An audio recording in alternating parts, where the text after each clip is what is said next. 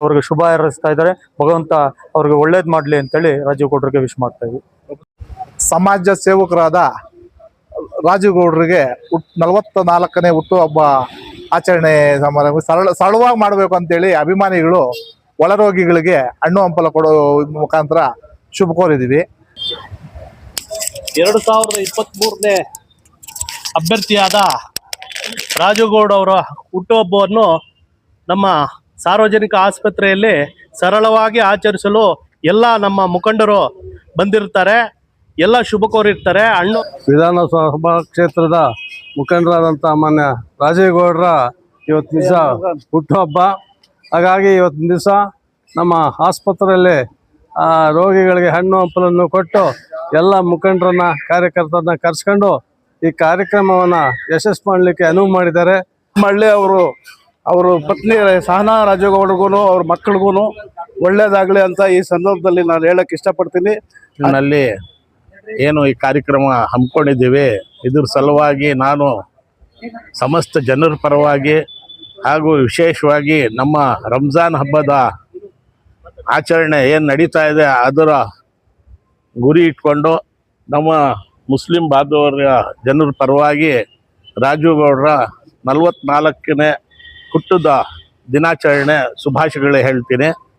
ಇದೇ ಒಂದು ಜನರ ಪ್ರೀತಿ ವಿಶ್ವಾಸ ಅವರು ಸದಾ ಇಟ್ಕೊಂಡು ಈ ಕ್ಷೇತ್ರಕ್ಕೆ ಅನೇಕ ಕೆಲಸ ಕಾರ್ಯಗಳು ಮಾಡಿಕೊಂಡು ಜನರ ಪ್ರೀತಿ ವಿಶ್ವಾಸ ಪಡೆದಿರೋ ಅಂಥ ರಾಜೀವ್ ಗೌಡರಿಗೆ ಈಗ ಮುಂದಿನ ದಿನದಲ್ಲಿ ಅವ್ರಿಗೆ ನಮ್ಮ ಎಲ್ಲರೂ ಏನು ಇಲ್ಲಿ ಸೇರಿದ್ದೀವಿ ಮುಖಂಡರುಗಳು ಅವ್ರದ್ದೆಲ್ಲನೂ ಜೊತೆ ಸಾಥ್ ಇರುತ್ತೆ ಮಾಡ್ಕೊಳ್ತಾ ಕೋವಿಡ್ ಸಂದರ್ಭದಲ್ಲಿ ಪ್ರಪ್ರಥಮವಾಗಿ ಶಿಡ್ಲಘಟ್ಟ ಕ್ಷೇತ್ರದಲ್ಲಿ ಅನೇಕ